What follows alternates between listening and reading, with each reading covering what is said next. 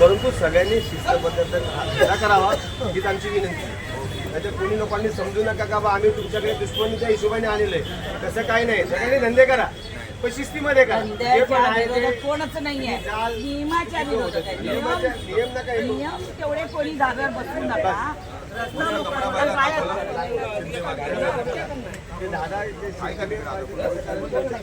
काय करायचं ते तुम्हाला माहिती होती. पालिका अधिकाऱ्यांसोबत या भाजी मंडईत आला, काय एकूणच तुम्हाला पाहायला मिळालं?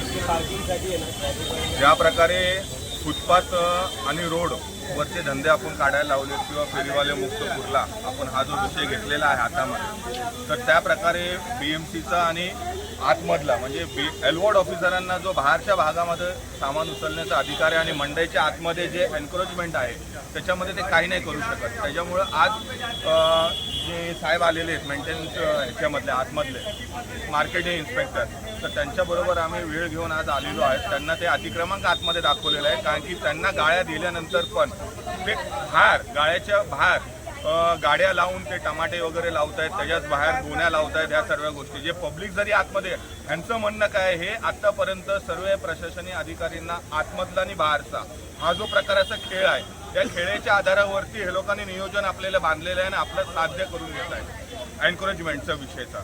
तर आत्ता ह्या दोघांनाही सांगितलेलं आहे की वॉर्ड ऑफिसरांना नाही, या अधिकाऱ्यांना पण म्युन्सिपल ऑफिसरला आतमधल्या त्यांनाही सांगितलेलं, दोघांनी बसून आतमधला आणि बाहेरचं कॉर्डिनेशन करून आम्हाला पूर्ण मोकळं पाहिजे.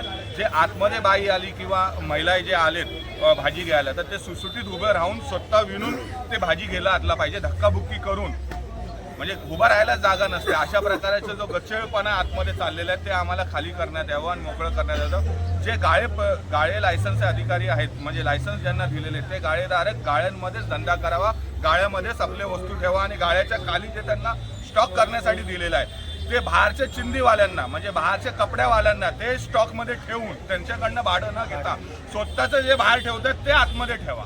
कारवाई होईल असं तुम्हाला वाटतं का? या ठिकाणी इन्स्पेक्टर देखील आले. 100% कारवाई होणार, कारण की आम्हाला प्रशासनावरती पूर्ण भरोसा आहे. त्यांनी जे आमचं शब्दाची पालन केलेलं आहे आतापर्यंत कुर्ल्यामध्ये, ज्या प्रकारे सांगितलेलं आहे की फुटपाथ आणि रोडचा जो परिसराचा आहे, फुटपाथ मुक्त कुर्ला जो केलेला आहे, ज्या प्रकारे आज ट्रॅफिक दिसत नाहीये लोकांना, तर आतमधलं पण जो विषय आहे आणि बाहेरचा पण जो विषय आहे ते क्लिअर होणार आहे.